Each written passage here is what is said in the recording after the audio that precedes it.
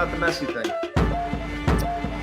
Anything else on the Messi front, Chris, before we move on? No, I'm done. I'm falling out. I told you, I never want to bring this guy's name up again. I don't know, man. This Messi thing is just a freaking mess. What a disaster. I don't want to hear this name ever again until it's official. But they got me back. No question about it. I am ready to get hurt again. Chris, the Herons are back.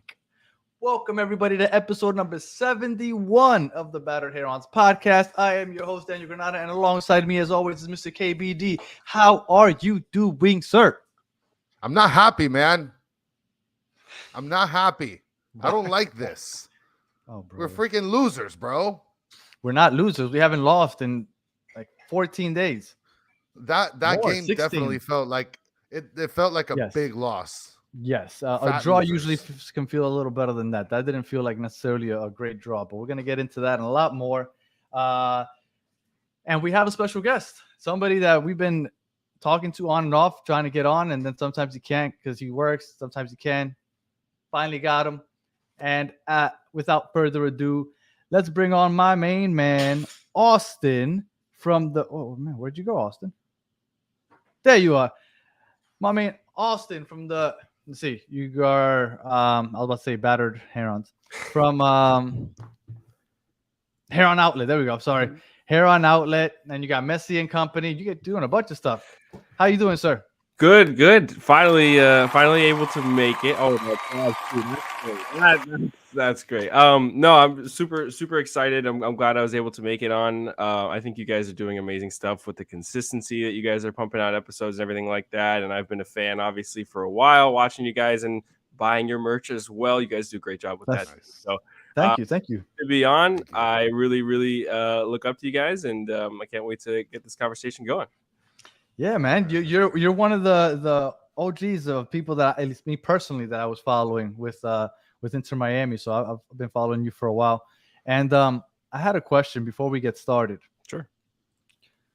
Obviously, you're in the post-game press conferences and all that other stuff, and it's all fun and dandy up until now. But what is one? Has it looked different since the Messi announcement?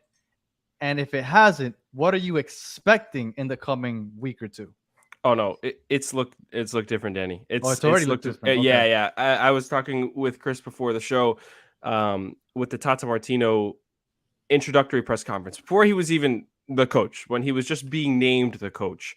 That training day was just insane. I mean, there was a barricade there. They had metal detectors as well, and also wristbands for entry. That was never a thing. It was kind of just, you show up, you say what's up to the comms team, and you walk into the park and you watch training, and then you sit back over and go to the press room, and then you do the press conference, blah, blah, blah. With Tata Martino there, it was like, 7 news cameras, 50 people outside, and going into the press conference. I mean, there was a 2-hour wait that we had to go through sitting in the press conference room, completely full after the access to training. Yeah. So it was a 9:30. It was like a 9:15 to 9:30 access. And then the press conference wasn't until 11:30 that Thursday. And so there's, a ton of press just waiting in the press room. All the news channel cameras are lined up. It's the most, I've never even seen one at a training before. Maybe once or twice. There was like 7 or 8. And I'm sure for Higuain, there must have been some, right? Some, but by the time he was falling off, nobody was interested in the team. Nobody was interested in covering the team. Not Channel 7, not Channel 4. Like, none of the local channels were really interested in covering the team when they weren't doing well. When it got to the playoffs, sure. But after that, or before that, and after that, it was almost nothing. So it's been a crazy turnaround. I didn't get to go today, but I can imagine what that was like. I know Michelle Kaufman, alluded to it a little bit, and So I won't be able to metal detectors. Yeah, no, it's nuts. And I guess it makes sense. The coverage is going to be at an all-time high, but the fact that it wasn't like this, I guess when Phil Neville was first introduced is a little bit crazy, but he also didn't have a marquee signing like, Messi. So it was a little different. But yeah, there's a huge change, and I'm actually expecting it to be elevated to a whole other level, come the unveil.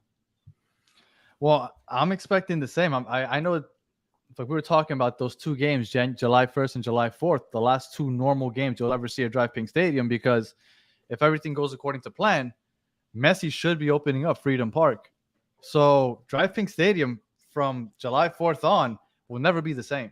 So The only thing that I could think of that Driving Stadium will host a normal match is, at least under the Inter Miami organization, is the second team. Like, other than that, Okay. you are not Yeah, you're but- not gonna get what we used to have. You're not gonna get 11, 12,000 people, getting to parking whenever you want, walking in and having freedom. Like, that's gone. For anybody who wants that kind of freedom again at an Inter Miami game, that's completely gone. You'll get it for a second team game. And if down the line they do end up, having some kind of women's team in one of the women's leagues in America, they might play there. But I don't think you'll ever have anything like that ever again. There's a comment here from Mike V that says bandwagon city boys. Yes, there's going to be a lot of bandwagon fans. Do you have an opinion on that? Because I don't mind it. I don't see why you I think would. it's great. I think So it's do I. great that we're gonna get all of these new fans. I mean, I was a new fan just a year and a half, 2 years ago, and I think it's great for people to be invested into this league. And obviously, everyone wants this league to excel, to grow, and I mean, I'm all for it.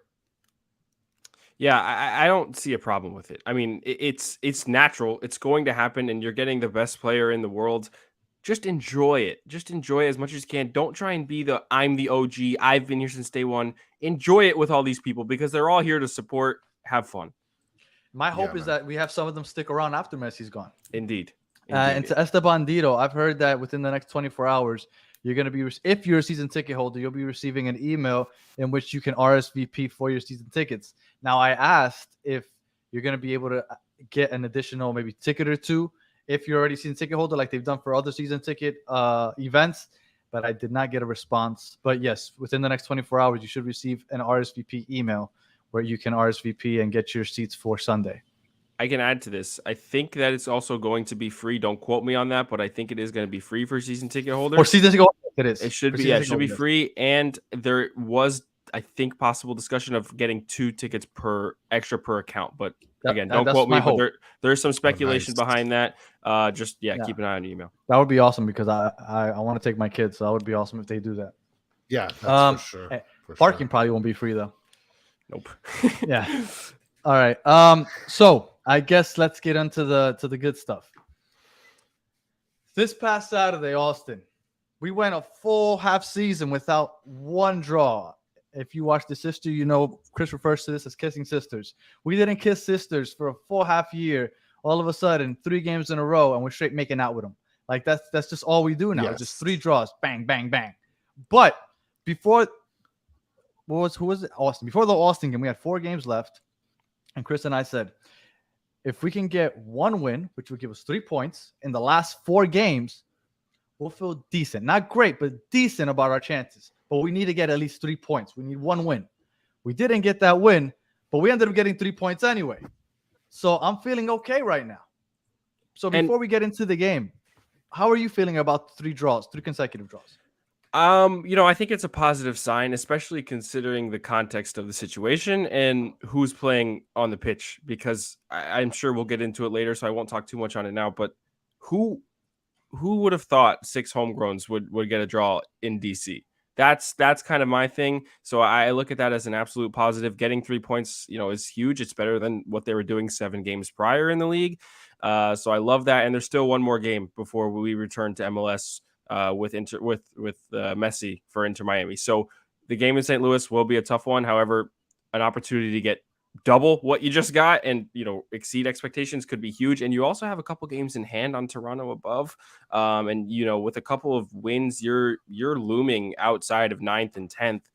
Not too bad. So it could be a lot worse situation. I don't think it's going to be easy, but yeah.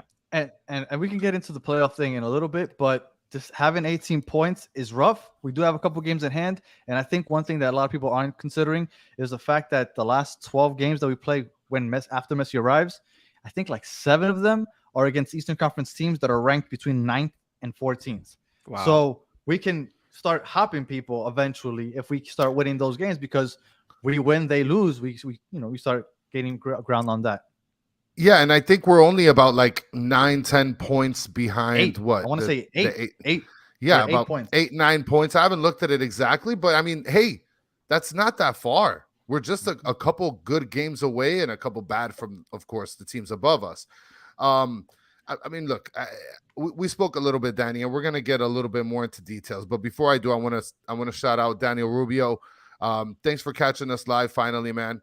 We definitely appreciate the kind words, and then also throw a mention out to Steve Don Capacito. Oh, where's he been? I haven't seen him in a while. Yeah, giving you some love, Austin. Thank you, Steve. But I want to talk a little bit about the game. So here we have, right, the starting lineup was, I think it was, all right, so we got Calendar, we got the defenders, Allen, Kristoff, and Frey. I mean, if you want to consider Taylor and Kramaski defenders, I guess we'll do that. They're mostly midfielders or whatever. They were the wing backs. Yeah, I mean, left Kramaski mid moved wing. quick, yeah. No, he moved. After yeah, Stefanelli went down. Yeah. Exactly, yeah. And then so we had Arroyo and Ruiz, Pizarro over on the left. We had Stefanelli over on the right, and then Joseph Martinez starting up top. So there was what, Danny? 2 goals against 2 goals. We tied like idiots, right? So the first goal from our side came from Kramaski, which was a complete blaster, right? After that, we had Dirtbag Taxi score a goal, which I want to get into Taxi a little bit later. Since you're talking about his goal, can we talk about his goal celebration real quick? But that's what I wanted to talk about. I just didn't know if we so wanted to tread into those waters. Go for it, because I don't want to take the chance of not covering it. Was there a more tasteless celebration? Because I'm usually that scumbag that enjoys my players or opposing players talking shit. I love it. I think it's hilarious. But when you are mocking somebody for complaining that you used racial slurs against them, and you admitted it, and you just said that you didn't understand what it meant, whether we believe that or not, which I don't. So what you're saying is that you said it. Like, there's no denying that. And then he's mocking the fact that they made a big deal about it. That is like another level of like despicable to me. Yeah, man. And that really pissed me. And they're on the field. Like, I usually don't get pissed off by a player, but that really, like, it ticked me off. Like, it was, come on, man. Not to mention, first, let me get your thoughts on Austin, because I'm about to take over for like 2-3 minutes after that. I'm excited to hear. But let me just say this: not only is it like the lowest of the low, this guy tied at home. Like, it was a tying goal at home, and he's doing all of that. Like, that for me was like the cherry on top. I will let you go on about how tasteless it actually was, because I had my thoughts on it last year, and I did a whole Twitter thread on it when it happened, and it was just a despicable situation, and I don't understand how he's still in the league. It doesn't make any sense to me, because the MLS investigation said, "Oh, we're not telling you that it's not true, but we can't do much about it because we don't have any recording. Sorry." Which is just insane to me, but I'm just gonna let it go. I mean, if Yedlin was there, Mabika was there, or Damian Lowe was there, can you imagine the difference if those 3 guys were there? I mean, for sure. Ian Frey did. I thought Ian Frey was giving it to him, though. He absolutely was, and that was 100% with that backing. But I thought it was extremely sad, tasteless, low, and the fact that he did it with a tying goal at home to a bottom team in MLS is just even more sad. So, F that guy. And PM, just so you know, we're talking about Taxi Funtas dirtbag face. He's the striker for DC United, which also had some controversial I guess conduct last year. The issue that I have is, so last year he was it was like a slap on the wrist for him. And this year, right, you anticipate that this matchup is going to be a little testy. But I felt like, just like what Danny said, it was very shameful. The celebration that he had, super uncalled for. You're talking about a tying goal where it's like, typically you run into the goal, you grab the ball, run straight to the half field, and let's keep the ball rolling. Let's keep the game going. But the fact that he actually went and did the crying sort of thing, that is so disrespectful, but on so many levels, that it's crazy that the MLS hasn't done anything at this point, haven't mentioned anything, haven't stated anything. And the fact that he did that and MLS hasn't even said a word, that to me is the highest. Well, because form of disrespect. what he did this past game isn't necessarily breaking the rules or anything. It's just poor taste. No, it isn't. And people probably listening are probably like, wow, these guys are a bunch of crybabies. It's not that serious. And you're probably right. Maybe it isn't that serious. I just think that what it's based on, I think, was the tasteless part, right? Because not only is it an accusation, he said he did it. He just said that he didn't understand.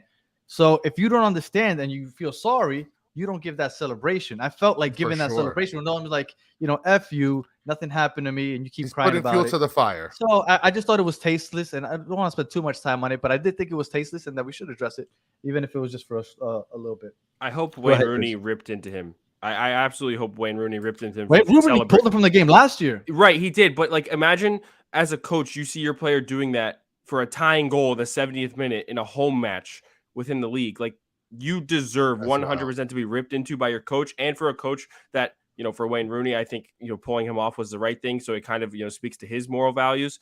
I hope he absolutely just ripped into him and destroyed him, but who knows how that organization is going right now. Yeah, that's another deal. So he ties it up. After that, we have Noah Allen. Finally, our boy Danny. They freed him, and he ended up slamming a banger from a set piece, by the way. I guess it wasn't on purpose. If you want to call it that. I mean, I'll give him all the credit in the world, but it had a little bit of curl into that dang chicken wang. I mean, come on, man. Yeah, somebody was supposed to put their foot on it, but I mean, it worked out. But you can't tell me that was a shot. And then you had the final goal, which was, what was it? I think it was like Benteke. No, it wasn't Benteke. It was like the crazy part about the second goal that DC United scored. Mm-hmm. It was, I think it was from the two substitutions. You had Ruan that came in, crossed it over to the other guy who was a substitution, who just basically slid right into the goal. And yeah, then that was the first time he touched the ball. He had just come into the game. Yeah, that was. So I mean, there's the game. There was your starting lineup. But how many games have we given up goals that way, where everybody kind of crashes to the front of the post and leaves the back post open? And it's just, I feel like that's been the MO all season long. Those back post goals where it's like they're completely unmarked and it's just an easy little tap-in goal. And it's really frustrating. There was an opposing team manager, I believe it was Chicago. I think it was Ezra Hendrickson at the time, who came out and said so MLS and Apple TV used to have they used to have where you had to speak with the opposing team manager, the away team manager first, and then you speak with the home team. Press didn't like that, but nonetheless, Ezra Hendrickson spoke about this exact situation, about how he watched the Toronto match and how the back post was left open multiple times. I think they had just come back home from the New York City and Toronto game to play Chicago at home earlier on this year. And then Phil Neville was pissed off about it, but Ezra Hendrickson was completely right. And that has been a problem with this team from the first part of this season, and something that has to be addressed, especially if you're playing a 5 at the back and your wingbacks can't, control this consolidated defensive formation. You have issues 100%. And ever since then, it's been highlighted and exposed and exploited, and Miami have not had it under control. And Phil Neville came on right after they talked to the Chicago coach, and said that it was bullshit that he said that. And Phil Neville was wrong. Yes. Hey, what up? Joe Shaw is on here.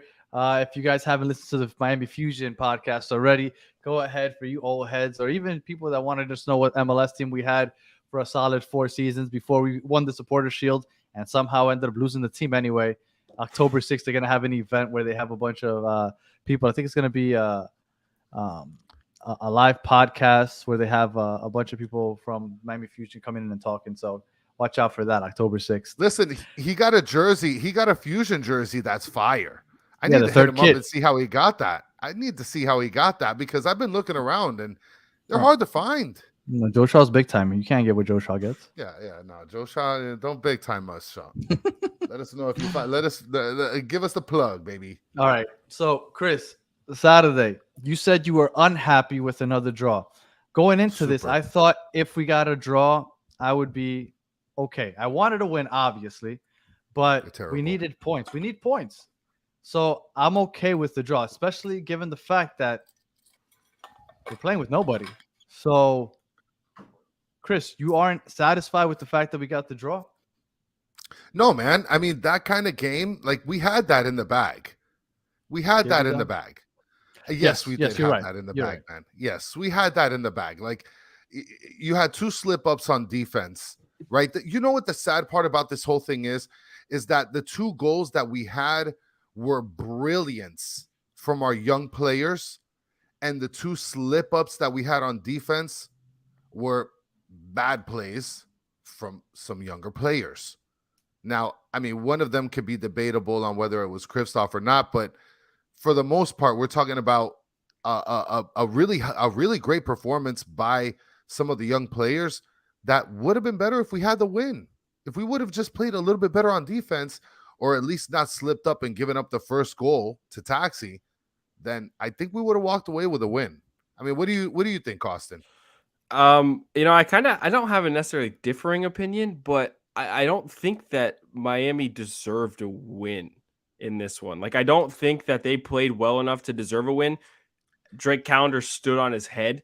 I think that that's really going. Like I mean, always. I like always, right? But this was 7 saves. Like, he had 3 and 4, and there'll be some really good ones, but he had 7 saves in this one, and I can count. They had 9 shots on target, which is a lot to give up. And I think there was a lot of times where they were breaking through in space, in stride, with the ball at their feet, going towards the 18, where Drake had to come out and make a play. And if it wasn't for him, I think the scoreline could have been a lot worse. I'm so happy for the young kids to come out and score those spectacular goals. But it just reminds me of like those first 2 games in the season. No more relying on individual brilliance to get lucky and get a result. Like, it's not successful. It's not sustainable. If Drake Callender is having to do this and you're waiting for a free kick goal from your 18-year-old left back and a curling shot from the top of the 18 to get a draw, especially, I mean, it was away from home, so I'll give him some credit, but I think the defense has to step up. And I think the biggest problem for me is where the lines are playing in terms of their positioning, but the space between each other. The midfield line and the defensive line, there's way too much space for any opposing team to get in between. And that's where everything starts to transition terribly for Miami, because the other team gets in transition and you're playing catch up the entire time. And that's where the biggest issue is. What do you think, Danny? What kind of stuff are you going to start spewing out of here? Much like Austin said, I didn't think we deserved to win. I thought it was heartbreaking that we took the lead twice and we let them get back in, right? Because when you get a draw, it's a back and forth. You get the draw, it's whatever. But we felt like we took the lead, they tied, and then we took the lead again. At that point, it's like almost the 17th minute. You're like, okay, let's hold on for 20 minutes. Park the bus, as they say, and let's just go home with this W. We need these 3 points. And to give up the lead that quickly, I think it was less than 10 minutes later, it was really brutal. But if you tell me before the game that we end up with the draw, I'm happy. So I'm happy. I'm good. Looking back overall, we got the 3 points that we wanted in the last 4 games. Now, hopefully we can get a result against St. Louis. But overall, I'm happy. And then when you take into account the fact that we're doing this with a bare bones team, like, I understand that everybody's really hyped about the kids, and we're going to talk about them in a second. But when the season started, what was our starting 11? Or maybe not our starting 11, but players that we were counting. No, I'll tell you because I literally saved that just in case for your clown question that you just have right now. I saved it because I have images of it. So our starting 11 was Martinez up top, Pizarro and Stefanelli out on the sides. You had midfield. Wait, hold on. Is that Mota, Gregory? No. Wait, I'm sorry. Jeez, Louise. Well, don't worry about it. I'll go off of memory. So McVeigh is no longer with us. Negri, no longer with us. Yerlin, at the moment, not with us. Mota, not with us. Gregory, not with us. Stefanelli played for 20 minutes. Who else am I forgetting? Coco is not with us. That's 7 players that we were supposed to count on that aren't on the field right now. And then you add to the fact that we shipped off Bryce Duke, we shipped off Lassiter. There's a starting lineup. This team has gone through a crazy transformation, and it's been such a slow turnaround that we haven't even realized that this is like a brand new team we're looking at. But it's happened in such a slow process that I didn't even realize.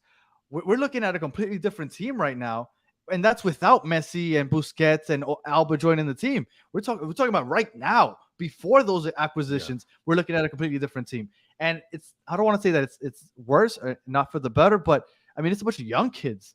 So I understand why they went on the losing streak. Oh no, I take that back. I don't understand that, but I understand why everybody's satisfied that now we're playing a little better and drawing instead of losing, because it is progress. Because we played like crap and there's been a large turnover. So I think these 3 draws, although I think Austin could have been a win, and I thought that yesterday should have been a win, or I'm sorry, Saturday, I'm looking at it as 3 positive results. So I am not necessarily upset about it like your dumbasses. Listen, we have here Sean stating the obvious. The kids are the future of this club. Bleh, I guess. Whatever, right? Like that's like obvious statement numero uno, right? But I mean, are we gonna have the kids conversation, Danny, or what? Go Because I'm ahead. not happy with But I'm not happy with this. Let me prepare everybody listening, though. Chris, for some reason, hates these guys. No, I don't know why.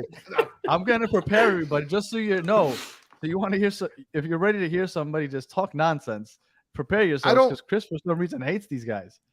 I don't hate the kids, okay? I don't hate them. I just feel like everybody's gassed. No, because I like a couple of them. But you know what? You know what, Sean? Get out of here. Get out. Okay? Walk yourself out of here. So let's talk a little bit about the kids, Danny. All right. So let's talk about the kids. Can we talk about who they were first? Okay, go ahead, bro. Give them a backstory and let everybody get invested into these kids. And we had 6 homegrown players, first MLS team to have 6 homegrown players on the field at the same time, which is an accomplishment in itself because it's not a throwaway game. It's not the last game of the season; doesn't count for anything. We are in a playoff race, and we trusted these 6 kids to come out and provide us with the result, and they did just that. So we had that's all we had, bro. That's all we had, bro. But what are we doing? Come on. Okay, but yes, you're right. That's who we have on the roster at the moment. But we haven't signed anybody else because we trust these kids. And Boatwright just got brought up yesterday because we needed him, but he was on the roster. Like we feel like we've developed these kids enough where we can put them into the games. So we had these 6 kids, and for the most part, I think they all played well. Obviously, Benja and Noah stand out because they scored a goal. I mean, obvious, right? But Noah, I think, he's playing left center back. He's a left back, left wing back, left center back. That doesn't even sound right. He's a small kid, but I thought he played great. When Christoph would drop off and press on somebody down the right flank, Noah wouldn't help him out. He would drop back to cover in the center where Christoph just left open. Like I thought that he was playing.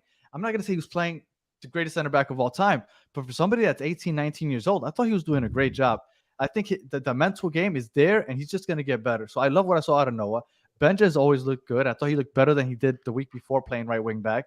Boatwright, Chris, I know hates, but I thought Boatwright did a good job defensively. As soon as he came on, he looked good. And I'm going to go on and on. I don't want to keep boring anybody to death, but I thought that the kids looked great. David Ruiz is aggressive. I love the way he kind of gets in people's faces. Ian Frey, I think, is the best of the bunch. So, Austin, I'll let you say your piece before Chris kind of just fills us with crap. Yeah, it's hard to pick out the best. I will say that. I've been thinking about that for a while. I don't know. I think Ian Frey has the highest ceiling, in my opinion. I think with all of his technical ability on the ball and what he does as a defender has been really good. I think he got a little sloppy towards the end of the game there, but yeah, I could agree with Sean here. I think Frey could have a European move really, really quickly and early on in his career. Noah, in my opinion, had the best game of all of the young kids that game. Yeah. I do agree with Danny on that. I think his positional awareness at the back has improved massively since we first saw him get brought onto the team. And to play in the center back role has been outstanding. He bodies people. He gets in the way of the ball. He cuts out passing lanes. He does really, really, really well. His recovery is good. He does not give up. He did not have a worldy game, but for an 18-year-old kid playing next to, an older aging center back that you have to cover for, and you're going up with the wing back. So there's a lot of space on both sides of you. 100%. It was great. This is something I want to address though. Benjamin Kremeshki started that game as a right wing back, and there was, I hate that Miami have done this year after year after year. It doesn't matter who the coach is, who's in the front office. Lewis Morgan, your best creator, was dropped down to a Wing wingback role. Yep. Same thing happened with Robert Taylor. He wasn't necessarily your best creator, but he was a creator on offense at the time. Dropped down to a Bryce wingback Duke. role. Bryce Duke, same thing. Chris McVay moved out from center back to left back, even though he had a little experience there, but he was a center back, brought in as a center back. And now when Benja was put there, I was not necessarily livid because I don't care that much, but I like to see him that he's on the pitch, but he should be playing number 10. I had a conversation with the old high school teammate literally hours before the game about Benja, and I said, this guy is in number 10. He wants to score goals. That's what he did in the academy. He was creating plays and scoring goals, and he's even talked about that that's what he wants to do. And to reduce him to that role, I think is outrageous. But as soon as he moves up the pitch, you can see why I believe this. Before we get to Chris, real quick on the Benja front, would you agree that the reason that they're moving him around is because Inter Miami plans on always having a DP for a number 10? So they know Benja has no future at 10 with the club. So they need him to get comfortable playing other positions and eventually find a home somewhere else because they know he has potential. They just need to find somewhere to play him from now on. I think that if that is the case, and it most likely is in a la Bryce Duke trade, I think it would be beneficial for Benja to start looking and obviously wait for Messi. Enjoy Messi while he's here. He's an Argentinian American, but he deserves to be playing forward at 18 years old. Don't take a back seat. I don't care who it's to. And I will always believe this. Like, I don't think that, especially like Lewis Morgan, Robert Taylor, they're in their, late mid 20s going on to 30s, having to play for a team. This is their cap, is an MLS level player. That's their cap, right? For Benja, it's I'm 18 years old. I have a future playing as an advanced playmaker.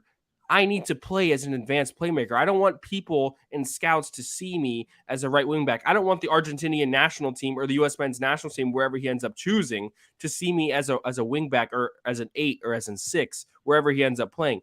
He needs to be playing forward. That's what he enjoys. That's what he's best at. And so I think that it would, be beneficial for him to explore other options if that is the case. And it might be the case. I think you're 100% right on that. I could see that for sure. All right, Chris, what do you have to say about the kids? Well, so I talked about this in our last podcast. I love the fact that Ian Frey, as a defender, pushes the pace. He pushes the tempo up, right? It's not far-fetched to say that he's going to Europe in 4 years, okay?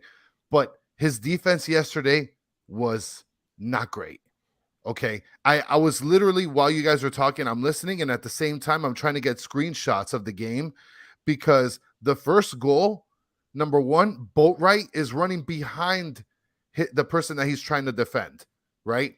And then all of a sudden, Ian Frey gets caught out of position. So now you have Ian Frey caught out of position, and you have Boatwright running from behind, and then you have Noah Allen coming from the outside trying to come towards the middle. At that point, it's already a wrap. You have the goal immediately. The second time that they scored a goal on us, you had Ian Frey that he had the opportunity to keep running to be able to stop the cross, or at least try to be able to deflect it to the side. No, he doesn't do that. He falls behind. All of a sudden, that cross goes through, and it gets kicked into the goal. So defensive-wise, Ian Frey was a nightmare yesterday. So I don't think it's far-fetched to say that. I mean, Boatwright, look, he's a young guy. He's learning. And I don't know what it is with this whole Neville crap ever since Phil Neville got fired. But we're talking about Harvey Neville has experience playing way more than Boatwright. He pushes the pace more. And let me tell you, offensively, Boatwright, he looked kind of sexy. I'm not going to lie. Okay. He's so that's 17. one thing that, yeah. But let me tell you, Neville's kind of sexy too in a Neville way. Okay. He pushes the pace. He runs back on defense. Why are we putting Boatwright in? What are we doing? What was the whole point in that? I'm going to give you what I think, and then I'll let Austin tell you what really happened, because Austin's in the know. I just speculate. What my speculation is, Boatwright is 17 and probably has a future with this team. I would assume Harry Neville's gone after this season. I can't imagine that they're going to keep him on after everything that's happened with his father. Like, he probably doesn't even want to be here anymore. Do I know that? No, again, pure speculation. But I would assume he's ready to move on. He heard the fans complaining. He knows that Chris is the only fan he has. So he is ready to move on somewhere else. So the team, I think, when they look at the young guys that they want on the field, trying to help and get experience, they're going to use the kids that are going to be here for the long term. And I don't think Harvey Neville is that guy in their mind. Again, pure speculation, but I think that could have been what played into the fact that Boatwright got into the game instead of Harvey Neville. Harry Neville. Whatever. Harvey. Okay. Harvey. Yeah. I respect the name. Okay. Respect it. Show some fucking respect. I think it's a tough one because I also see the value in Harvey Neville as a player in MLS at least. I'm not sure exactly outside of that where he caps his career off, but I see the value in it. But I also see the value in Javi Morales being the interim coach and having dealt with the academy, playing his academy players. Like that's where I think that comes from. Danny, I don't think you're wrong in the fact that it could be highly likely this is Harvey Neville's last tenure with Inter Miami because of everything that happened and just, needing a better situation for his own mental sake. Yeah, just change the scenery for sure. 100%. But I do think that it was more along the lines of Javi Morales is going to get his academy kids on when he can, because this is his time, his tenure. He trusts them. He's grown up with them. He's taken trips with them since year one. So I think that plays into it more.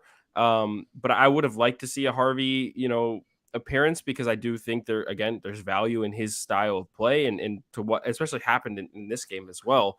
But I don't know if he's choosing not to play. I don't. Yeah, that's a little crazy. Yeah, I don't think so either. But Chris and I have both on this show for months been saying we like Harvey. Yeah, we think that he looks like I'm not saying he's the best thing I've ever seen. I want him starting for a championship team, but I think if he didn't have Neville on his back, people would be talking about him like they talk about David Ruiz and how they talk about who am I saying, Noah Allen and these kids that show promise. Like, oh, this kid has potential, and I think they would be talking like that about Harvey if it wasn't for the fact that Neville was across the back. Yeah, no, I agree, and I've talked about it a ton with Ian and Alex on the Heron Outlet about how we rate Harvey Neville as an MLS caliber player, and he doesn't deserve the kind of bashing that he was getting for being Phil Neville's son. Like, it just didn't make sense. You changed the name on the back, as you said, Danny, and it's a whole different conversation that we're having. So it's a little bit of an unfortunate situation, but good news for him. Still super young, has options to explore, and I think that it'll do him better to go ahead and explore those at the end of the year. And I think that Miami as an organization will probably give him that same respect, especially with Beckham still being up there. So, Chris, you want to hate on any other kids? It's a crazy sentence. Listen, I just feel like everybody, I get it, right? It's so easy to be, and I told you this, it's so easy to be excited about the kids, right? Like, to me, that feels like the easy stance, but we got to be critical of these kids too, right? Of course. Like I said, if it wasn't for the fact that we have 1,074 injuries happening right now, like these kids, I don't think. Listen, Miller is on Olympic duties or whatever, on World Cup duties. Gold Cup. If it wasn't for him being Gold Cup duties, if it wasn't for that, he wouldn't be playing. Frey, right? If it wasn't for the fact that, yeah, you're saying. But now that they got eliminated last night in the Gold Cup game, there's a chance that Frey still starts even after Miller comes back, whether it be next to him and 3 in the back, or if they go 4 in the back. Frey might take his starting job because Frey has played that well. Like, I understand what you're saying, that without the injuries, the young guys don't get the opportunities. But I think that's why everybody's so excited about it. No matter for whatever reason they got their opportunities, they got it and they've excelled. Like, for example, Drake Callender. Nobody thought that he was going to be what he is. But because Nick Marsden was out, he got his chance. And look at him now. We had Joe Shaw. Joe Shaw's a Dallas fan. But he knows Drake Callender's top 5 in the league. Like, yes, I understand that the academy players only get opportunities in certain circumstances, but I felt like they made the most out of those. The only one that probably out of those 6 that played yesterday that hasn't yet is Boatwright, because we've only seen him 2 or 3 times this season. But I think that for the most part, the kids have performed well. I hope I'm not being disrespectful by referring to as kids, but. Well, and before we move on to the next topic here, I just want to bring up 2 screenshots that I took. Right, here's the first one before the goal. Right. Oh God. At this point, look at where Boatwright is. That guy's a million miles away from the person he's supposed to defend. Okay. I don't even know where Boatwright is. Boatwright is right behind the guy with the ball. Okay. And look at Taxi waiting there on his own private island. Okay. What are we doing? Then we got this play right here with the cross. Look at the ball. It's right there in front of Sergei Kristov. You have Frey there, and he could have cut that off before it got to the next guy, 19. Well, You know. I get it. These are Frey's probably your at fault. kings. These are your kings. No, they're the future. When we think about an MLS roster, we know the MLS roster is very it's very unbalanced. You have your DP players, We're which not get there paid yet, a lot of PM. money, and then you have the rest of the roster. And when you're going to pay that much money to those top players and those 10 players, you're going to have to be able to fill your team up with young guys that could fill in the rest of the roster.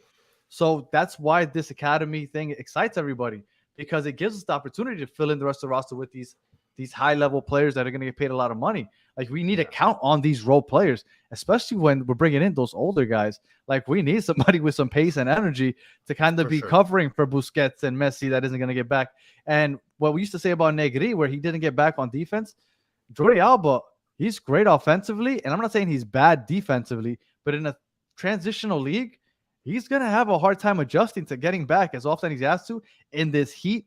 So I do think that these academy players are going to play a significant role with this team moving forward. Can I switch the roles here for a second? Ask both of you a question. Yes. I don't want to throw off the pod completely, but no, not a lot of in MLS, with when you talk about academies, it's you look at FC Dallas, you look at Philadelphia, and these guys, their business model is build the kids, get them on before they're 20, ship them off to Europe, and those are your funds, right? That's kind of where it goes, and that's why a lot of MLS academies take so much pride in their your youth academies. You look at Vancouver with Alphonso Davies as well a couple of years ago, and that just being a monumental move for Inter Miami.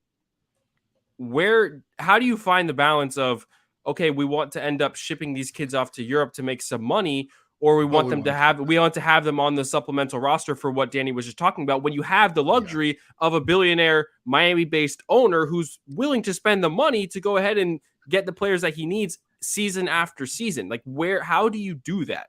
I personally don't view our academy and our success being geared towards trying to make a profit off of them. And I could be wrong. Maybe some people look at it as like, wouldn't that end up being a problem for the kids who are in that academy, saying, oh, so I'm just going to be a shadow to star players in MLS, and that's my cap? Because we know Ian Frey and Benha Kermeshki can go ahead and play in Europe at some point in their careers. I think Benha has an international stage lined up for him over anybody else on this roster, in my opinion. And I think Ian Frey does also. What I didn't mean that they're not going to allow them to move or not sell them. What I mean is I don't think that that's the goal, right? Because I think that for a team like Philadelphia and Dallas, their goal is let's keep funding this franchise by getting these kids, developing them and selling them. I think that that's not the goal. The goal is for us, I think, to get these kids, make them be productive so they can go ahead and play on the first team. And then if they have to go and move on to somewhere else, go for it. But I don't think that that's the goal, because I think that that's the difference between our academy with our billionaire owner and the fact that we're a hot destination. We're going to be getting big names coming here regardless. Like, nobody's going to Philadelphia to play in November snow. Like, that's not happening. Here, we're going to attract big names without a problem. So I think that our academy is going to be to supplement the roster spots around these big names that are going to be coming here, rather than, I think, like you said, Vancouver. Montreal also does it. Philadelphia, Dallas, those teams that kind of just use it to fund their franchise and pump money back into the team. I think the idea that you're mentioning is something that a lot of people could think about in basketball terms. Heat culture, right? Build these guys up from low, right? Have them play and ball for your team, and then when they hit big, you get them out for big money, and with that big money, you bring in bigger guys or whatever the case is. So I think that that's kind of what you're saying, Danny, in somewhat of a similar fashion, like the Heat do, It's more like, I mean, for me, you're kind of then putting yourself in a position, okay, where you need to hold them a little bit longer because we need value on the roster, because a lot of MLS, structure is you need to have the best value for your money, and that's how you end up being successful. Like usually the top spender in MLS is not winning the league. It just doesn't. It doesn't normally happen that way. Unless you're LAFC. Unless you're LAFC, of course, but they struggled in a final against Philly, who was not spending a lot of money. So, you know, those are the complete opposites. Those are polar opposites, For the sure. Philly model and the LA model. Yeah, and Miami might be able to find a way to fit in between that. And I think that would be great. Yeah, I agree. I think Mike V has a very good comment here. Every successful team in the world has the Publix model, and I could appreciate that. I worked for Publix, so mix old and young and then move them on up. Or move them on. That is perfect, and I loved it. And by the way, when you get a Christmas tree at Publix, tip the guy helping you with the Christmas tree, please. Okay. So keeping on with the kids, right? What are we gonna do with the kids when the GOAT arrives? That's the better question, right? Because the GOAT's coming with some other goaties, right? What are we gonna do, Danny? What's the plan here? Oh, you're going me first? Well, I think Noah Allen's going to benefit from being a backup to somebody like Jordi Alba. I think that's going to be great for his growth. He's going to get playing time. So I think that's great. But I do think Noah Allen losing his starting job. I think Ian Frey keeps it, but I think David Ruiz is going to lose his starting job. I think Benja with Stefanelli going down, Benja's going to keep playing. Boatwright, I don't think he's going to see the field very much longer.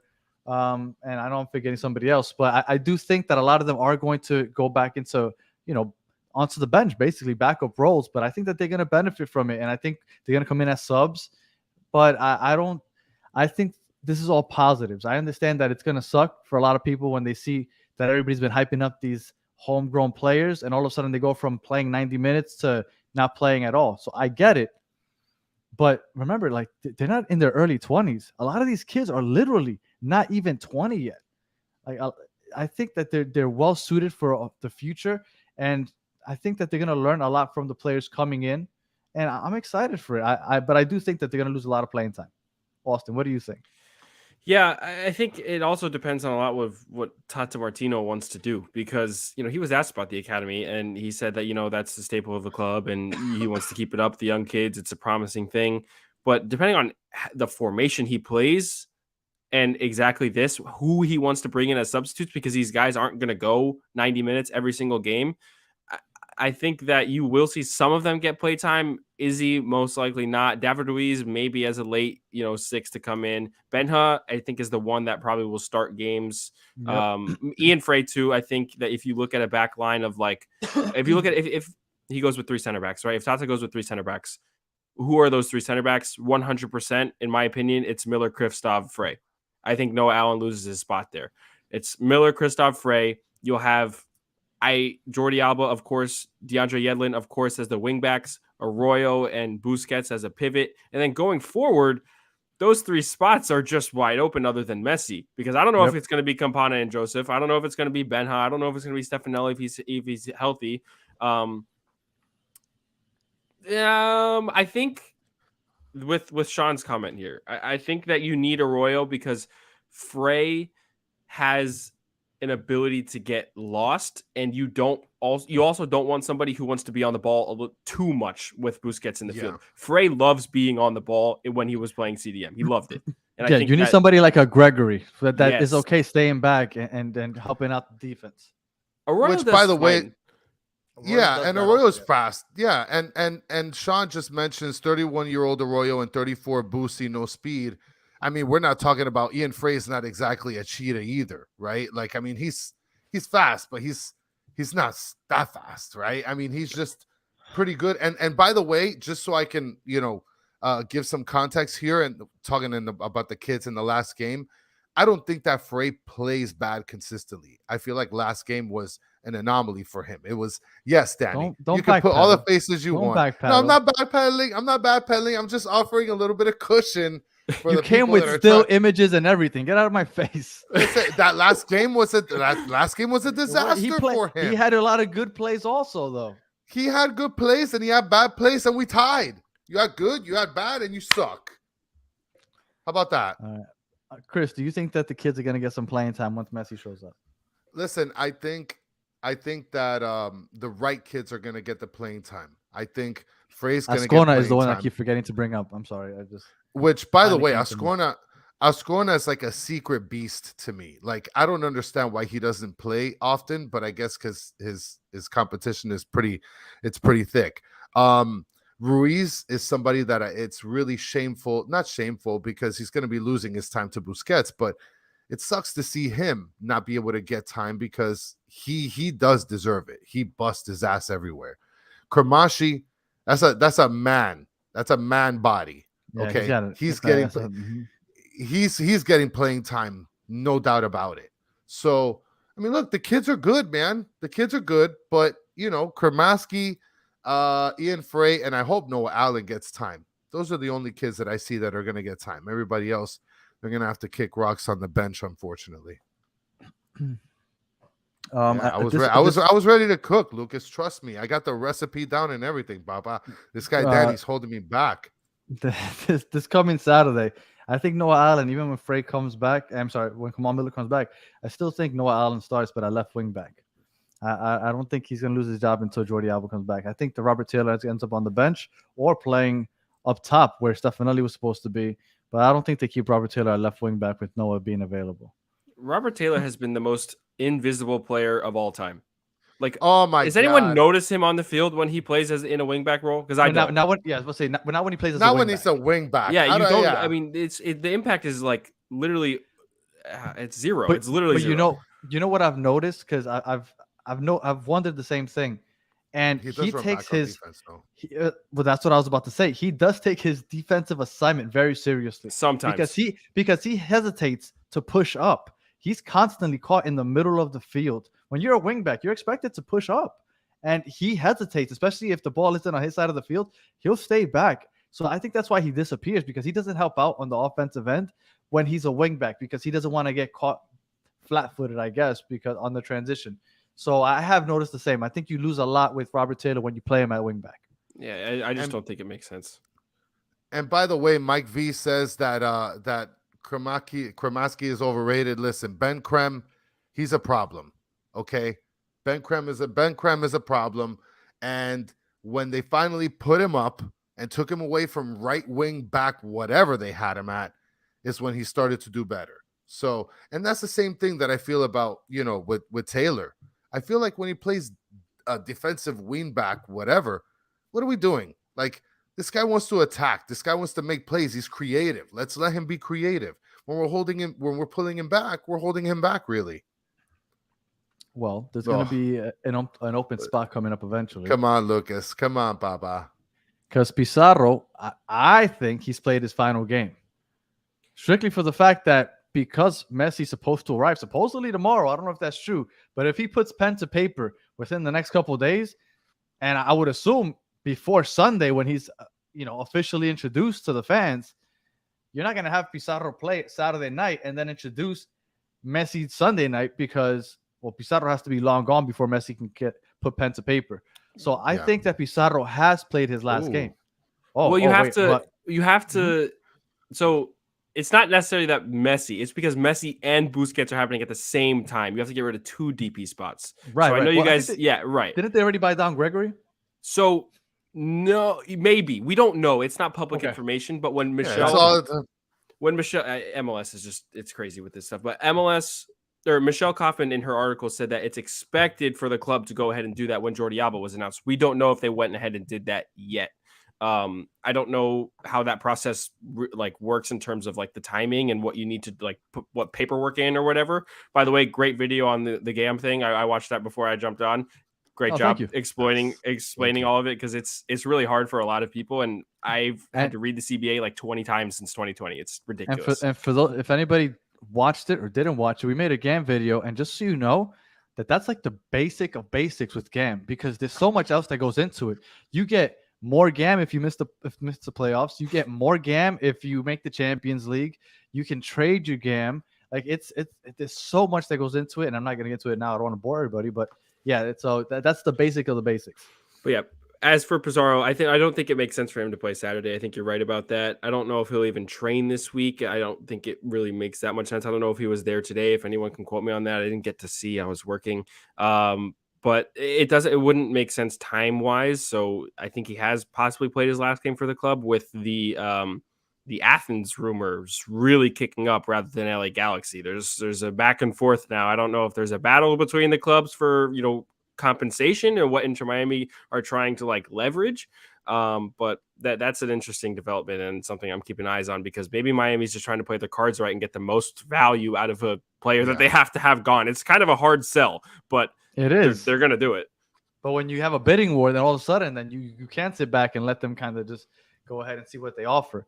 I listen to the Hair On Outlet. I love you guys. You guys do a great job. Thank you. But you guys were shitting on Pizarro for his performance over the last couple of weeks. I thought he played well over the last couple of weeks. Now, if your stance, obviously, I can't talk to you guys while I'm listening to you guys. But I wasn't sure. Were you guys referring to him solely based on the fact that he's a DP player? Because before last game I know but I can't imagine what he was mentally last game. But before last game, I thought he was playing pretty good. Not contract aside, I thought he was creating opportunities. Like, he's the one that created that one-on-one opportunity for Joseph and the goalie where Joseph obviously he muffed it. But I thought Pizarro was playing well. You don't agree? No, I think he had good moments. Don't get me wrong, but it's hard to be like contract aside. I can't say that. Okay. I can see that. I can see that. For years, he has been with this club and taken up a spot. We've had to, make moves for him to literally leave the team to open up another spot to make the playoffs, like with Pozuelo coming in. So, like, it's hard to say, like, contract aside. Yeah, it's hard to say contract aside. It's hard to say positive things like that, because that is the bare minimum to set up one Joseph chance. Set up, I mean. But I thought he would look. Personally, I thought that he had the Austin game and the Columbus game. I thought he played very well. I thought he was active. He was creating chances. He was finding people in the attack. He was playing a lot of forward passes. That's what I thought. But I knew that he's not a DP player. No. Before the season started, I was praying that he would go somewhere else. Please, somebody take him. But I knew that they wouldn't, and he is here. So I tried my best to be unbiased when watching him. And I thought to myself, if he was getting paid $500,000, $600,000, or the $651,250, that's the max, I would have been like, I'm okay with this guy playing next to Messi. Once you bring the DP next into it, I would have been. I would have been okay with it. Yes, I mean, maybe those two performances, but watch that. Okay, the DC game, he was atrocious. Like, I think I don't think he thought he was going to be on the team anymore. He was already. He's like, oh man, I'm starting today. Yeah, he's like, what the hell? I'm still on this team. I thought I was already in LA. So he probably imagined himself getting bought a ticket back home. I think he was extremely shocked that he was playing that game on Saturday, because after that interview he gave the game before, I think he was pretty like, that's it, I'm done with this club. Right? He took off the shirt, he gave it to a fan, he like walked around the stadium. That was like his swan songs for whatever reason. So I think he was more surprised than we were to see him on Saturday.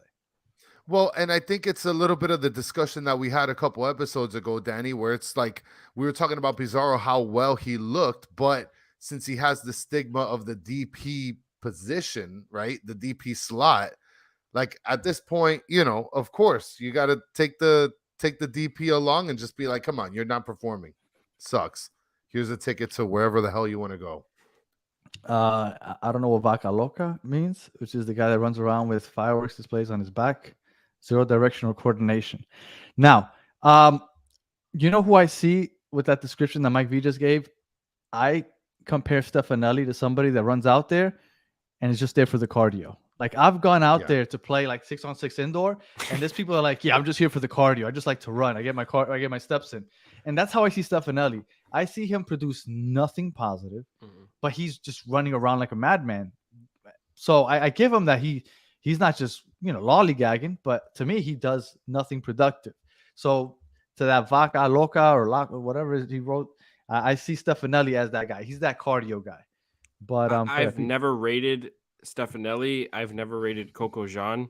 I guess I did rate Pizarro early on. I thought that, I still think Pizarro is like a foundational piece to this club. Like, he'll always be remembered, and it sucks that it's going to like go down in vain. But at the same time, it's kind of like, Pizarro, how nice was that time? And like, to like grow to like where we are now, it's kind of crazy to think about and look back. But I've never really rated Stefanelli or Coco, and I see them both as the same way. Coco, for me when he was on, and it's probably terrible to be bashing him while he's torn ACL. But I see them in the same light, and that like they're being paid way too much money as well for the value they put on the pitch. Like they aren't productive in any way. Yeah. And as attackers, there's no value in that, and that's why Messi coming is the biggest deal of all time. And I don't want to talk about Pizarro anymore. I promise for those listening, I know you guys are tired of hearing Pizarro. We're gone, so it's over. But just real quick, one last thing about Pizarro. I want to say heading into this season, the most goals he had ever scored, like in his career for a season, was like 5 or 6. Like he's not a goal scorer. So if anybody thought that he was going to produce that, that's not his game. He's supposed to create. So I mean, yes, it's the front office's fault for paying him that much to give us, the expectations. And also he wasn't our first DP. That piece of crap Pellegrini was our first DP. For those of you saying that everybody remembers him as the first DP, he wasn't. He was our first goal, but Pellegrini, which was even worse than the Pizarro signing, was our first official. You DP. paid $16 million for Pizarro though. Yeah, no, he's the biggest mistake. He's the biggest mistake. Okay. Well, no, Pellegrini might be the biggest mistake because the sanctions. yeah, that was rough. That was rough. All right, so according to, was it Michelle Kaufman that had it first? I don't want to give the wrong person credit. So somebody had it first. I don't know if you guys remember, but Jordi Alba officially a TAM. I know everybody been talking about it, but somebody finally made the official report. I apologize. I don't remember who it was off the top of my head right now, but he's officially going to be a TAM player. We kind of expected that because they don't have any more DP spots, and he's coming in on a discount to play with his boys. Now, I don't know what that means coming next year, because I don't know if he's going to be okay playing for just 1.6 million for the next 2 years after this one. But for now, that's what he's playing for. He's playing for half of that because it's half the season, so like a little under $1 million. What do you think of the Jordi Alba signing, Austin? I mean, it's great for the money that it is. And I think that, I've had a lot of conversations with a lot of the people around the club and about what was going on, especially when Negri was healthy. It was like, why Jordi Alba? Why? Why do we need to bring in a left back when, you have Noah Allen, you have Negri, who's, playing as a starter. I'm not saying he was at like a worldy level either, but he was playing as a starter. You had enough options there. And now with Negri going out, it's like, who the hell is going to be the starter? So Jordi coming in, perfect timing. Unfortunate for Negri, of course, and I really hope him all the best in his recovery. But this is not only like a good value signing for Inter Miami to bring in, Messi and his friends, but it fills a position of need. I'm not going to go out and say like right now that, I guess every single one, Busquets, Messi, and Alba are all filling positions. There's no creator. There's no number 6 other than Arroyo and Ruiz, who are too young and inexperienced. And then without the left back. So it fits a position of need really, really, really well. And I think that the value of this signing is one of the best Miami could have. That might be a lot to say, but it could be. Chris, what do you think about Jordi Alba? It's either that or try to get Kieran Gibbs down from the booth, right? I mean, Jordi Alba at this point is like, okay, we'll take you. You're part of the package deal. Unfortunately, it's part of the package deal. But hey, it's like you said, it's filling a space that needs to be filled. I mean, Negri, to me, he was super hot and cold anyway. And then Noah Allen, if he didn't get injured so seriously, I think that Noah Allen could have been a pretty solidified position in the team. Yeah, I think that he would have been a solidified starter because he was the trajectory was upward for him. So Austin, you have to understand, we're Noah Allen fanboys here. I'm okay with that. Forget. I love Noah. We were making Noah Allen T-shirts last year before the store opened and everything. We love Noah Allen. So yes, Noah Allen is that guy. So I agree. Yeah, go ahead, Austin. No, I was gonna say I was really lucky. I don't know if you guys have been able to see it, but last year at the beginning of the year, I was super, super lucky. I did a personal piece on Noah for 5 Reasons Sports about his journey from the academy to the first team. When he signed that deal, it's on. I can send it over to you guys. I did like a whole piece on him. Yeah, it's. I love Noah Allen. The whole family's great too. And shout out to him for everything. And Andres, thank you so much, dude. It's crazy to see stuff like that. Thank you. Yeah, man.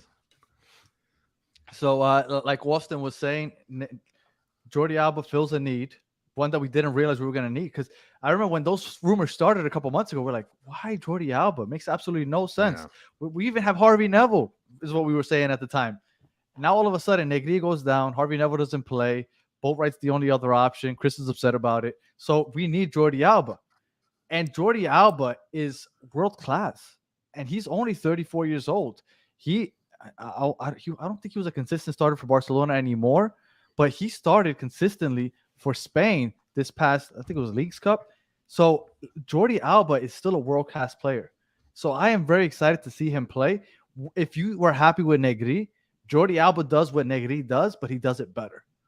So I'm excited to see that. I'm excited to see the overlapping runs with him and Messi. Like, I think Jordi Alba might be the most underrated acquisition we have this transfer window, because I don't think anybody's expecting too much from him. And you're going to be really excited when you see his production when he comes up that left flank. And he's a ranked 85 in FIFA. Like, I'll take that any day of the week, Danny. You kidding me? I'm with you. I'm with you. Hey, look, Esteban Andino showed up. I hadn't seen him in a while. What's going on, Esteban? All right. So we are 18 points, 8 points off of ninth place. So I'm just going to ask you just straight up. What do you think of our playoff chances, Austin? Would you be mad if I said I don't care? I wouldn't be mad, but I would be disappointed. Well, okay. Here, how about this? Would you trade making the playoffs for winning Leagues Cup and U.S. Open Cup? You don't watch the show very often. I hate the Open Cup and the Leagues Cup. But okay. So can I? Since I have not heard you talk about this, why? What's the goal? He feels like they're little baby MLS cup. Like, yeah, the MLS Cup. Now I know what's going to happen in the chat right now. Should we show him the picture that we have, Danny, or what? So yeah, go ahead, pull it up. So this is how I see the Open Cup and the Leagues Cup. This is what I see, and to me, it doesn't. Personally, I don't care for it. I don't care about La Copa del Rey. I don't care about the FA Cup. Like, I get it, because that's what they dangle in front of all the little clubs in those non-parity leagues. It's like, hey, but maybe you can win one of these. You know, these are nice too. So, like, I get it, but I want to win the MLS Cup. So that's what I want. Okay, now, so when it comes, I'm sorry to cut you off just real quick, because I know the chat's going to bring up the Champions League. Yes, that is why I want to win Open Cup or Leagues Cup, because I want to be in the Champions League. That's the ultimate goal for a club here in the United States. So for that reason, yes, go ahead and try to win the Open Cup or the Leagues Cup. But in reality, if I could choose out of the three, I don't care about those other two. I really don't. And my understanding is, historically, Tata doesn't care about them either. Because when he was with Atlanta, he wouldn't put his starting 11 for any of those. Well, Leagues Cup didn't exist at the time, but the Open Cup, he wouldn't take it seriously. You're 2 games away from a Champions League berth in U.S. Open Cup. There's that. Okay. Yeah. So that's why you have to. You have to. Yeah. 100%. Yeah. For Leagues Cup, you have the greatest player of all time debuting. So normally, Danny, I agree with you. Focus on the league, get to the playoffs, because anything can happen. That's how I've always believed with Inter Miami, was that, like, even with Diego Alonso, that Mikey Ambrose goal against FC Cincinnati that put them into the playoffs that year. Mm-hmm. Anything can happen, guys. We're in it's the same thing with the Miami Heat, Florida Panthers this last season. You can get there as long as you get in. Yeah. Right now, I'm almost seeing it as too far gone. Get me in the Champions League, put me on an international stage, and then worry about the league next year. Because is it a fight worth fighting for? Granted, it could be, because you have only 2 games in U.S. Open Cup, and Leagues Cup is going to take place during a break within the league. You have 1 game in August and 1 game in September for Open Cup. So maybe it is something worth fighting for. But in my opinion, the focus should be get into the Champions League, start prepping in the winter, so when you have to play these awfully timed Champions League games, and go from there. I want them to do well. Don't get me wrong. I want them to do well in the league, and if they can make a miraculous run to get into a good playoff standing, great, awesome. But if we get into that dance, nobody wants to see us in the playoffs. Fair. That's fair. That's very true, because if they're developed by that time, because that's 12 games down the line, plus more with Leagues Cup and US Open Cup. Right. At that point, nobody wants to see Messi and friends or Messi and kids in the playoffs. I agree. And I think they would have a great chance, but they are really far behind. So it's my priority, if I'm Tata, is, and if I'm the ownership, actually, if I'm ownership and I'm David Beckham, Jorge Mas, Tata, please go get me onto an international stage and go get me 2 trophies, because we need that. We need that. I'm with you. Now, just real quick, DC United has played 23 games. We've played 21. They're the 8th seed right now. If hypothetically we can get 4 points out of the next 2 games, right? So to match up 23 games to 23 games. At that point, we are only, and I'm just putting 4 points. We're 8 points behind them, the 8th seed. And then we have Messi and friends for 12 games, and the majority of the competition are all the teams that we need to jump to get into the playoffs. I'm not saying it's going to happen. I'm saying that there's still a good chance. So I wouldn't throw it away is all I'm saying. I wouldn't throw it away because I still think that there's a chance. Now, if we go on like a 3-game losing streak, Messi's first 3 games, because they still have to adjust or whatnot, then it's out of the question. But I think that we still have a good chance. Danny, I'm formally, and Chris, you're gonna have to help me out. I'm formally requesting not to be invited onto the show if they miss the playoffs, because I won't be able to take Danny's heartbreak if they don't make it. Like I'm like already at a point where, oh god, like the hopes are so high, but I don't want to put myself in that position because I just feel like the letdown is there. I'd rather just focus on 2 games in the U.S. Open Cup and lift a trophy. But listen, we're playing against Cincinnati though, in Cincinnati. I don't care. You have Messi in August. You have time to develop. You know what? We play a game August 20th against Charlotte at home. That's the first regular season game we come back. Then we play Cincinnati August 23rd. Yep. Is Messi playing August 20th against Charlotte here in Drive Pink? Because question. I would assume that, like, I want to make the playoffs, and I think they should take the Charlotte game seriously. But I understand Champions Cup, U.S. Open Cup, you need to win 23rd. There's a chance that Messi doesn't play much August 20th here at home. And there's more riding on just that semifinal is that you're likely to host a final, because I think Houston's going to win their game at home against Salt Lake. I'm not going to say that's what you have to bank your chances off of, but you can host a final. But Houston September. has to win, right? But Houston's got to win. Listen, you're talking to Danny, who didn't want to go to the Miami FC game, which is closer to his house than Drive Pink. Like, but why do I want to watch that? Like, listen, I can't. Austin, if I put forth effort, I couldn't care less about the U.S. Open Cup, and that's me putting forth effort. Crazy! It makes absolutely. You're beating little Miami FC. Who the hell cares about Miami FC? Okay, fair. I like U.S. Open Cup more for the. They've been terrible this year, by the way. After letting go of. I get emails every week. Every week I get emails. I like their jerseys. Amazing. Yeah, the jerseys are dope. Yeah, but Anthony Poulos, that was the coach they let go. That was Phil Neville's assistant. Which, by the way, Inter Miami fans wanted him for Phil Neville. Crazy. I'm looking at you, Facebook people. That's crazy. That's in the Inter Miami fan club Facebook. That's crazy, but nonetheless.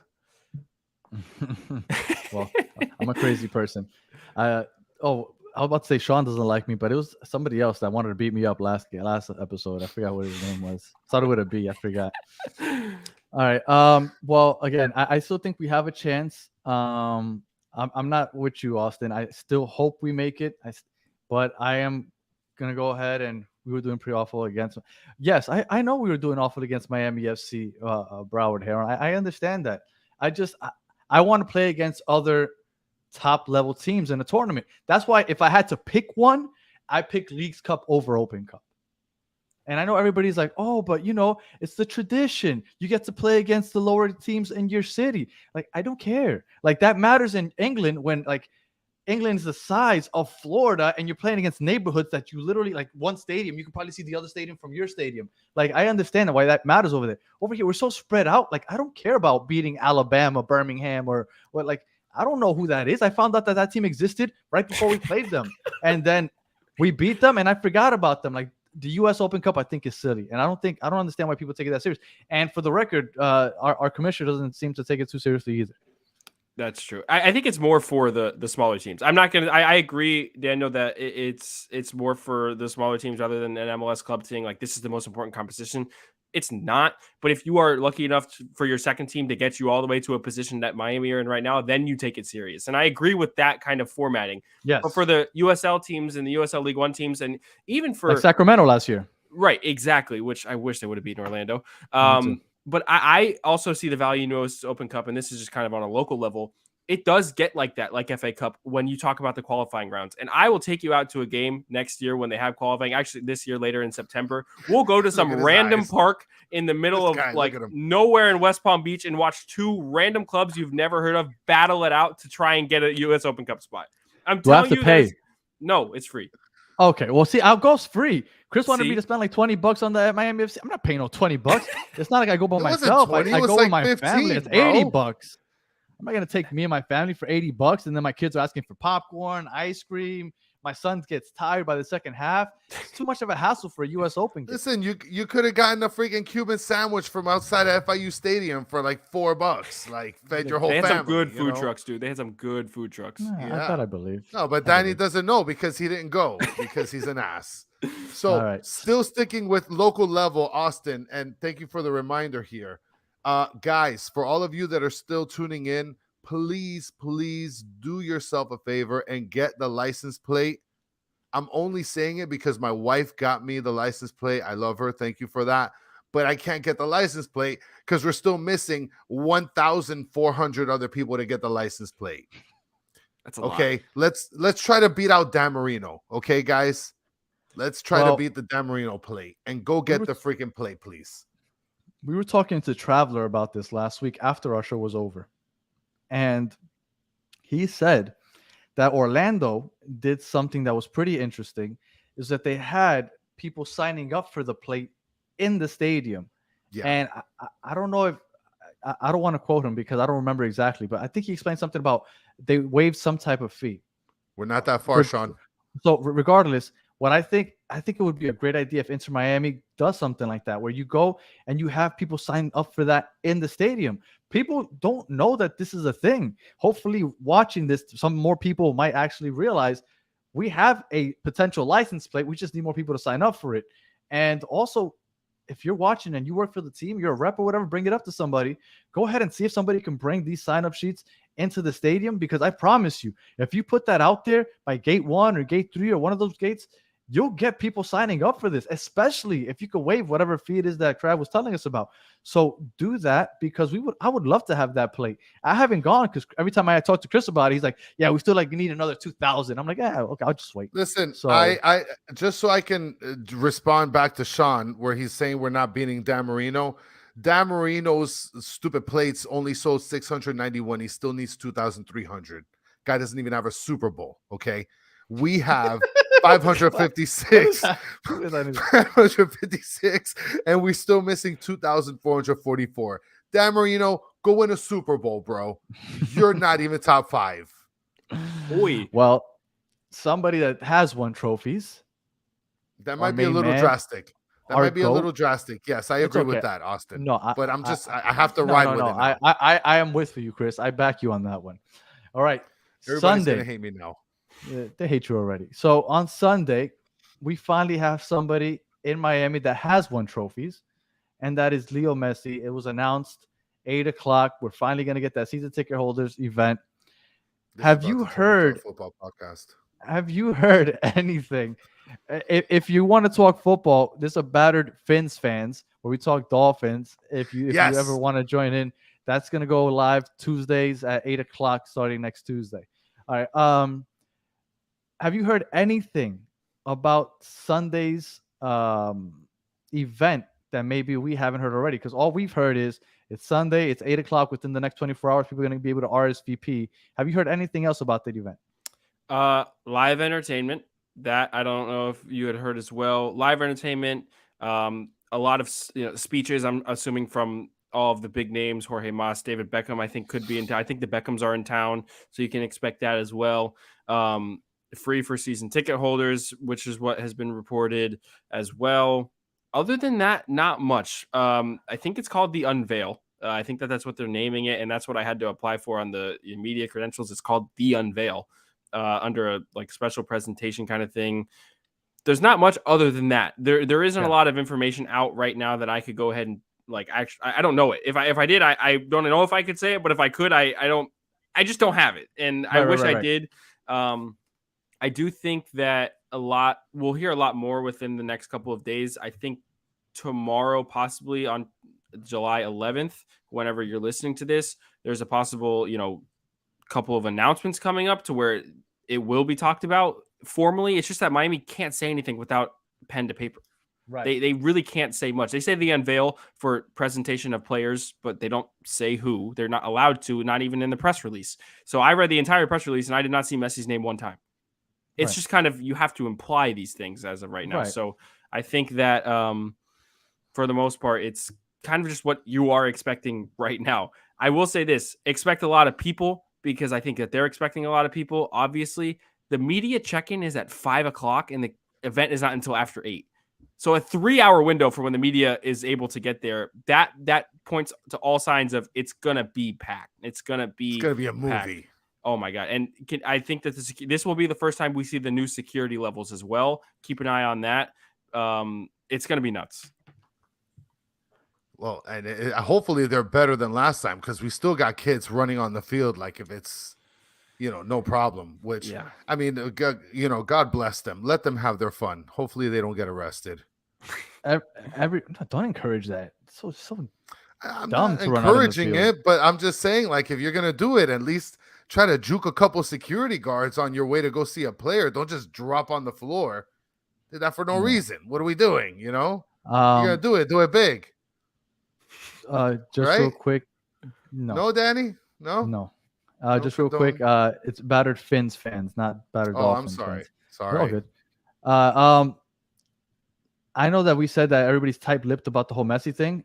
Everybody's usually tight-lipped about everything except for David Beckham. I don't think he cares.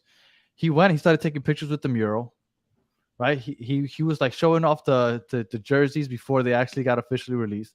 So David Beckham doesn't seem to care. He basically let us know Messi's coming. Same with and- Jorge. I would say Mas doesn't care either. Yes, Jorge Mas you're is, right. I mean, the owners can do whatever they want. They own the team, but for like Yeah. the front office sake and the PR stake, they have to be very, very careful, because with MLS and contracts and everything like that, it gets really dicey. So from that level, you have to be careful. But the owners can pretty much do whatever. If they're confident in the signing, they can say what they want. But For as sure. a club, Yeah. you can't really say much. Do you think we're going to get a third player coming in outside of Jordi, Sergio, and Messi? I'm a fourth player. I'm sorry. If we do, I expect U22s. And I'm hoping so, because then if not, I would say this: if it's not U22s, I would be shocked, because they're keeping Campana on the roster as a DP. So I think that there's reason behind that. If they were able to go out and get somebody on a DP level, they would just buy down Campana, forget the U22s, and go ahead and get another big name. They're not afraid to do that. But with the longevity of how this Campana deal has went, and he's still a DP, and there's no rumors around anything else, and they've been very pointed on their stance of this is a future player for Miami.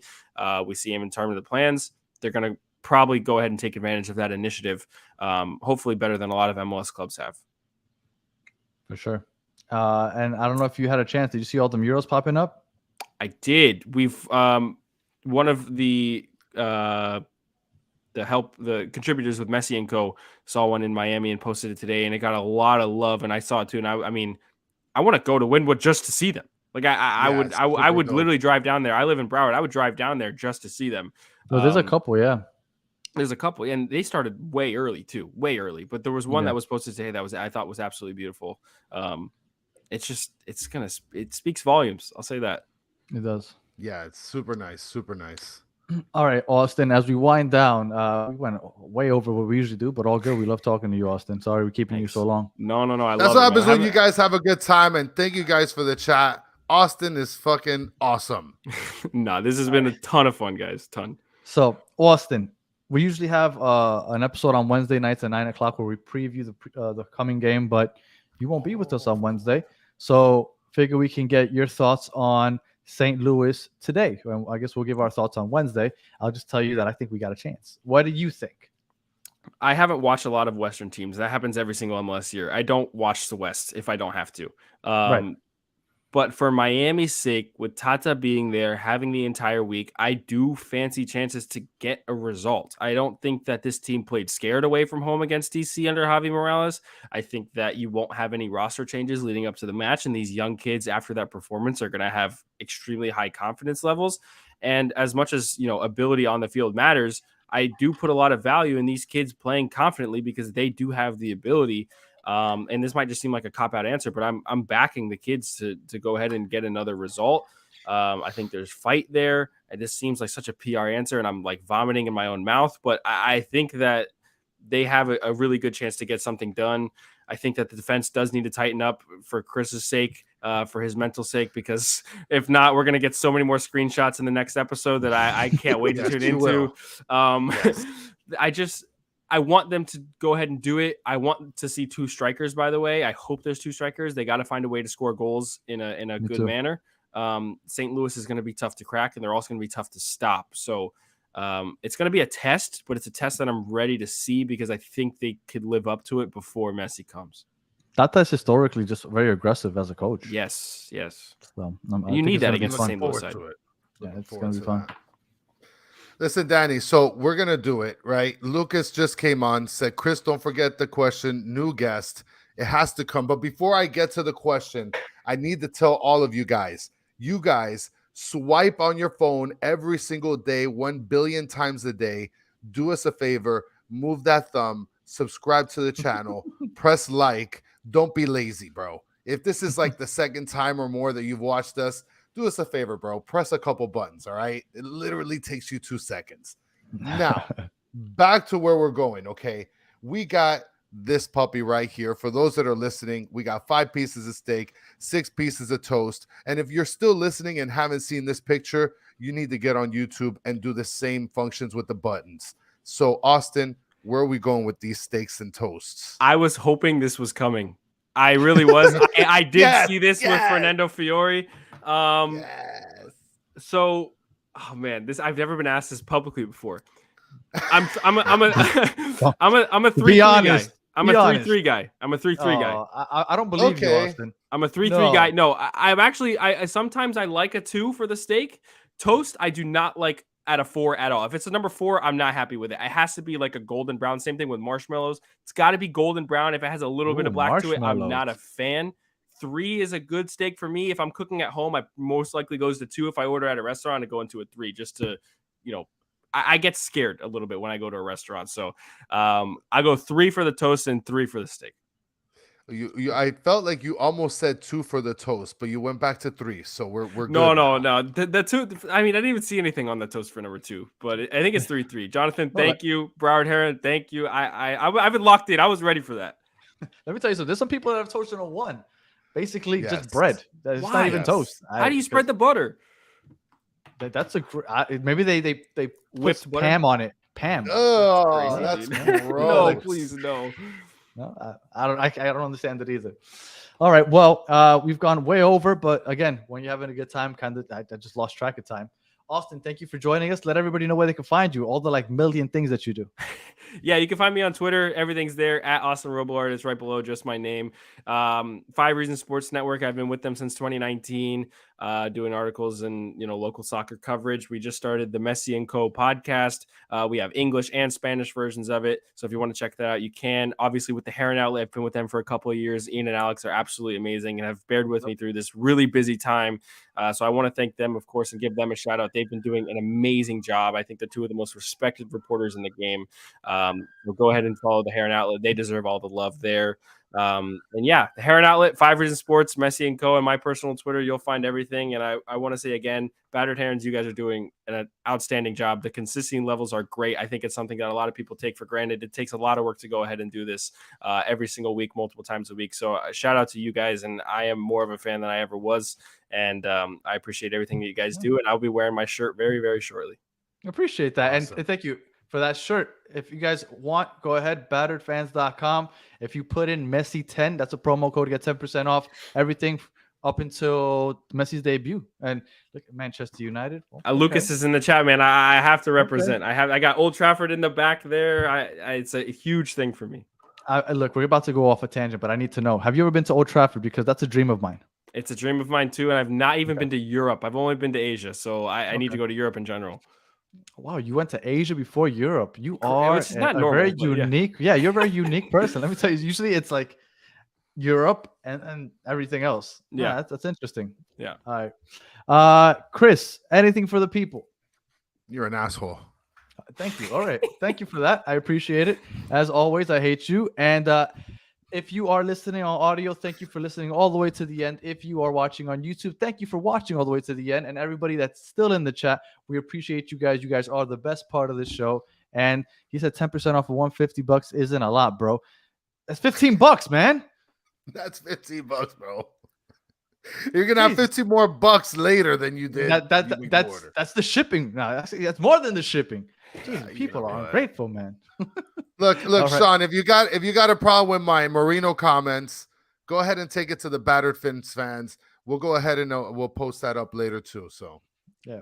So again, thank you everybody for watching, listening, and joining in. And as always, have a good one. We'll catch you guys on Wednesday.